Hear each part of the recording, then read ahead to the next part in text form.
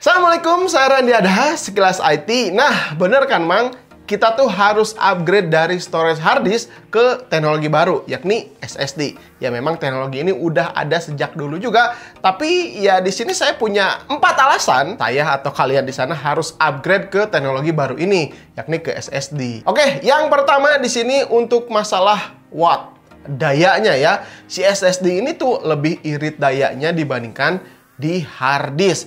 Karena hard disk itu ada piringan yang harus diputarkan untuk melakukan baca tulis, jadi membutuhkan beban lebih banyak dibandingkan SSD yang menggunakan chip saja gitu kan.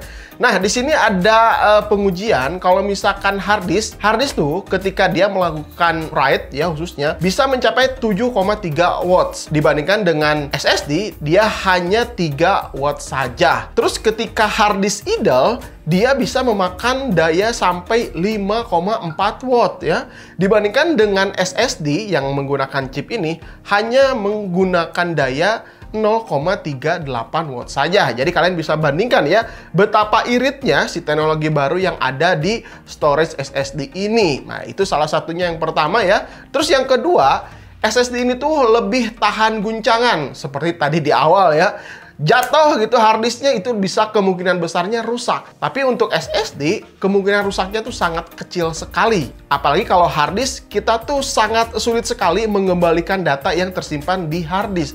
Tapi untuk SSD, kemungkinan besar kalau rusak ini bisa masih diselamatkan si data-data pentingnya. Terus yang ketiga, tentunya transfernya bisa lebih cepat, multitasking lebih cepat, loadingnya juga lebih cepat ketika kita menggunakan si SSD daripada hard disk ya. Terus penyimpanan juga terjaga lebih aman. Kadang nyimpan di hard disk 2 tahun 3 tahun, kalau hard disknya kenapa-kenapa, data kita juga kan bisa hilang juga. Jadi sayang banget tuh kalau kita nggak menikmati teknologi baru yang sudah diciptakan, yakni storage SSD ini. Oke.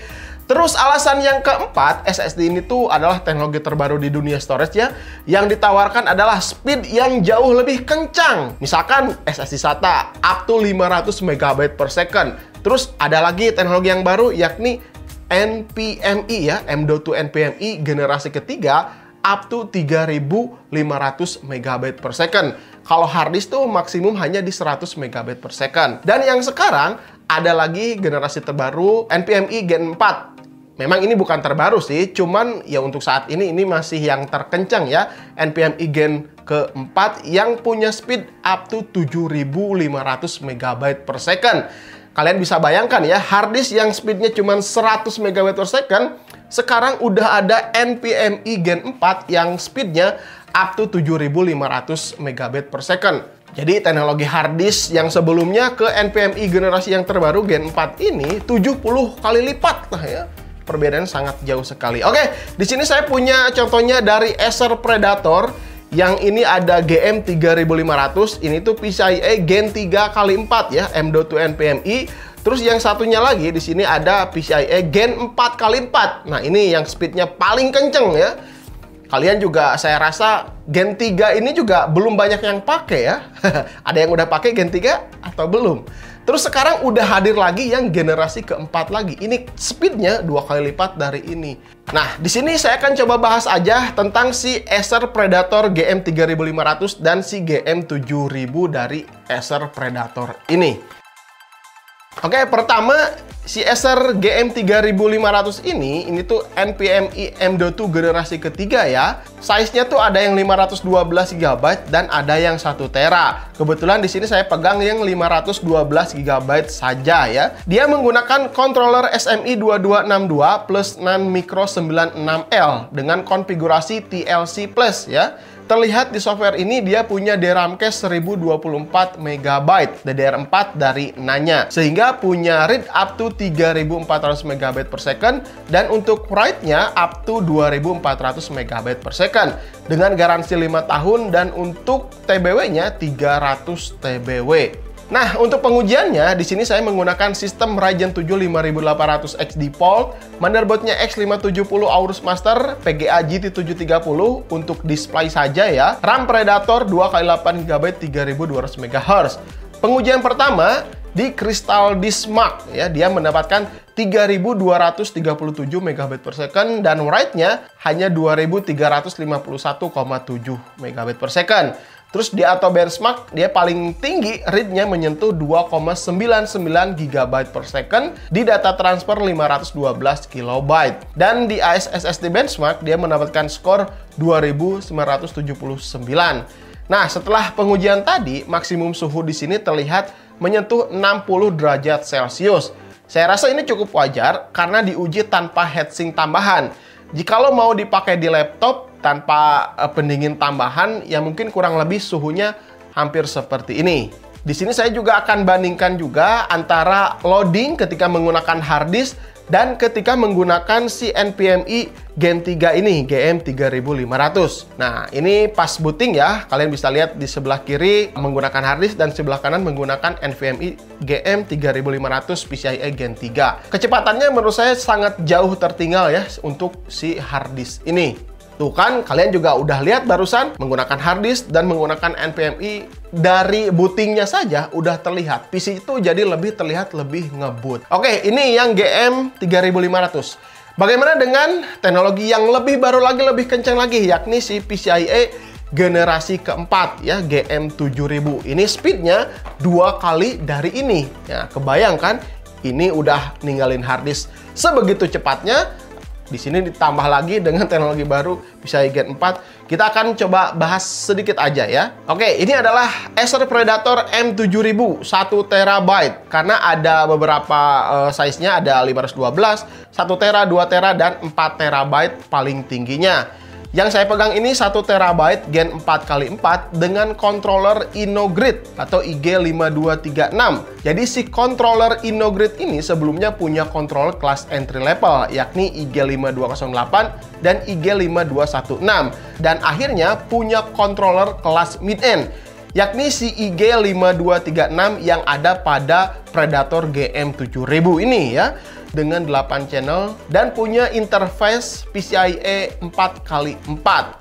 Terus untuk flash NAND-nya di sini menggunakan 176L 3D NAND Micron ya, B47R, yang dimana si NAND flash 176L B47R ini punya teknologi paling inovatif ya untuk saat ini ya, terutama untuk aplikasi penyimpanan seperti pusat data 5G, AI, Intelligent Edge, dan perangkat seluler. Terus si Micron itu mengklaim peningkatan kinerja baca tulisnya meningkat 35% dari NAND 96L dan 25% dari NAND 128L. Nah, makanya si M7000 ini tuh disinyalir punya kecepatan up to 7400 megabit per second dan untuk write-nya 6700 megabit per second. Tapi di sini saya akan coba tes ya sekalian. Pertama di pengujian Crystal Disk Mark ya. Read mendapatkan 6584,5 megabit per second dan write-nya hanya 5857,3 megabit per second dan suhu maksimum di sini menunjukkan 77 derajat Celcius. Ya memang ini kecepatannya hampir mendekati yang diklaim ya, diklaim si Acer Predator ini. Namun di sini suhunya kerasa lebih panas karena ya ini tidak menggunakan heatsink tambahan. Karena di paket pembeliannya tuh dikasih seperti thermal pad seperti ini ya, ada tulisan Predator.